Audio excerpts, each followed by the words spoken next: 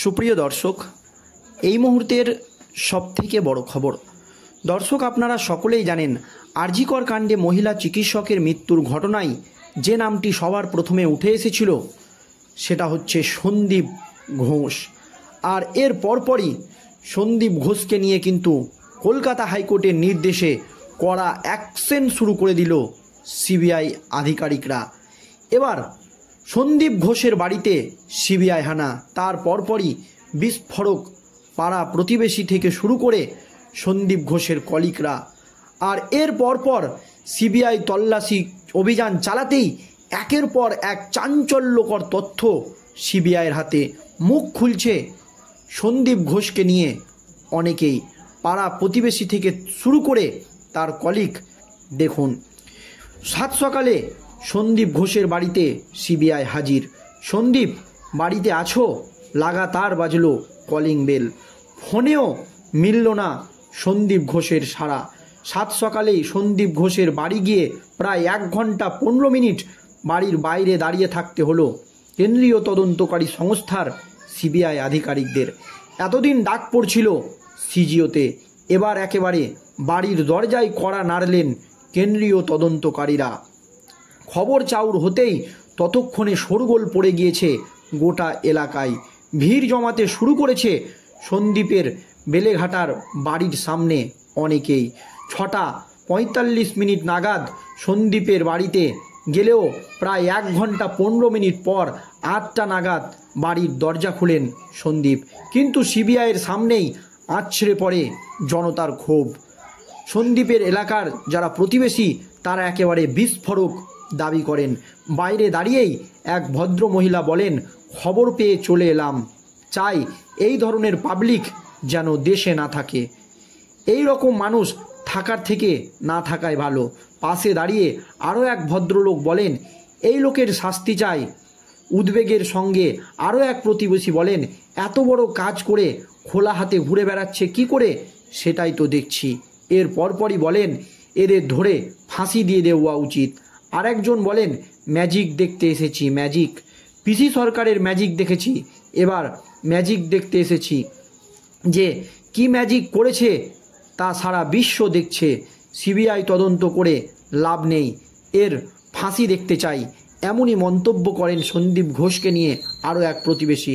প্রসঙ্গত, হাইকোর্টের নির্দেশ মেনে সিবিআইয়ের দুর্নীতি দমন শাখা সন্দীপের বিরুদ্ধে এফআইআর করেছিল। রুজু হয়েছিল আর্থিক দুর্নীতির মামলা। একদিন আগেই আলিপুর আদালতে সেই এফআইআরের কপি দেওয়া হয়। আর.জি. করের প্রাক্তন ডেপুটি সুপারিনটেন্ডেন্ট আক্তার আলী দীর্ঘদিন আগেই দুর্নীতির অভিযোগ করেছিল। তার ভিত্তিতেই আর.জি. করের নির্যাতিতা মহিলার আর.জি. কর কাণ্ডের পরে সিট গঠন করেছিল রাজ্য। এই সিট গঠন নিয়ে প্রশ্ন তুলে আবার হাইকোর্টের দ্বারস্থ হন আক্তার। তার দাবি ছিল তদন্ত করতে হবে কেন্দ্রীয় তদন্তকারী সংস্থাকে দিয়ে। তার আবেদনে সাড়া দেয় কোর্ট। তারপরই তদন্তভার হাতে নেয় কেন্দ্রীয় তদন্তকারী সংস্থার আধিকারিকরা। সাত সকালে সন্দীপ ঘোষের এই বাড়িতে তল্লাশির পরপরই সন্দীপ ঘোষকে নিয়ে একটি গাড়িতে করে বেরিয়ে যায় সিবিআইয়ের আধিকারিকরা। তবে কোথায় গিয়েছে সেই নিয়ে এখনও কিন্তু কোনো তথ্য পাওয়া যায়নি। তবে অনেকেই বলছে, তাহলে কি সন্দীপ ঘোষ গ্রেপ্তার হলেন, নাকি তাকে নিয়ে অন্য কোথাও তল্লাশিতে গিয়েছে কেন্দ্রীয় তদন্তকারী সংস্থার আধিকারিকরা। আর সন্দীপ ঘোষকে কেন্দ্রীয় তদন্তকারী সংস্থার আধিকারিকরা জিজ্ঞাসাবাদ করতেই একের পর এক চাঞ্চল্যকর তথ্য উঠে আসছে। মুখ খুলছে অনেকেই। তার একজন কলিগ মুখ খুলেই বিস্ফোরক মন্তব্য করেন। আর.জি. করের পড়াশোনার মানের যে ক্রমশ অবনতি হয়েছে সেই অভিযোগ উঠেছে আগেই। তৃণমূল সাংসদ শান্তনু সেনের স্ত্রী তথা চিকিৎসক কাকলি সেন পড়াশোনা নিয়ে প্রশ্ন তুলে দিয়েছিলেন।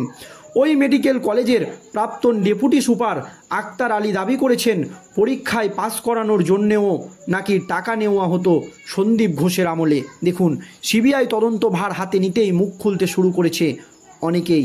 আর এবার বিস্ফোরক অভিযোগ তুললেন আর.জি. করের মর্গের প্রাক্তন ক্লার্ক তারক চট্টোপাধ্যায়। সন্দীপ ঘোষ অধ্যক্ষ হওয়ার অনেক আগে থেকেই ওই মেডিকেল কলেজে কাজ করতেন তিনি। অবসরের পরেও তার মেয়াদ বৃদ্ধি হয়। কিভাবে সন্দীপের আমলে প্রতিষ্ঠানের চেহারাটা বদলে গিয়েছে তা চোখের সামনে দেখেছেন ওই ব্যক্তি। TV9 বাংলাকে দেওয়া সাক্ষাৎকারে তারক চট্টোপাধ্যায় দাবি করেছেন, মদ খাইয়ে কিছু লোককে নিজেদের আয়ত্তে রেখেছিলেন সন্দীপ ঘোষ। প্রাক্তন অধ্যক্ষের মদতেই হাসপাতালের গেস্ট হাউসে রীতিমতো আসর বসত বলে দাবি করেছেন তিনি। কোথায় স্টোর করে রাখা হতো মদ, কোথায় সাপ্লাই দেওয়া হতো সেই সব জানেন বলে দাবি করেন ওই প্রাক্তন কর্মী তারক চট্টোপাধ্যায়ের অভিযোগ, কয়েকজন ব্যক্তিগত বাউন্সার ছিল সন্দীপ ঘোষের। এছাড়াও কয়েকজন জুনিয়র ডাক্তারকে নিয়ে একটি বাহিনী তৈরি করে রেখেছিলেন। পরীক্ষায় পাস করাটাও নাকি ছিল সন্দীপ ঘোষের হাতেই। প্রাক্তন কর্মী বলছেন, কাছের ছাত্রদের মদ খাওয়াতেন সন্দীপ ঘোষ। বাইরের লোক এলে থাকার জন্য গেস্ট হাউস ছিল হাসপাতালে, সেই গেস্ট হাউসকে বার বানিয়ে দিয়েছিলেন তিনি। মদের আসর বসত, 7-8 জনের বাহিনী ছিল। তাদের বলা হয়েছিল, আমার সঙ্গে থাকবি, পড়াশোনা করতে হবে না, পাস করাটা আমি দেখে নিব। এমনই মত ব্যক্ত করেন আরজি করের মর্গের ওই কর্মী। ওই ব্যক্তির আরও অভিযোগ, মর্গের কর্মী সন্তোষ মল্লিক ছিলেন সন্দীপের চেলা। মর্গের মধ্যেই যেখানে মৃতের আত্মীয়দের বসার জায়গা, সেই রেস্ট রুমটাকে পানশালা বানিয়ে ফেলা হয়েছিল বলে দাবি করেছেন তিনি।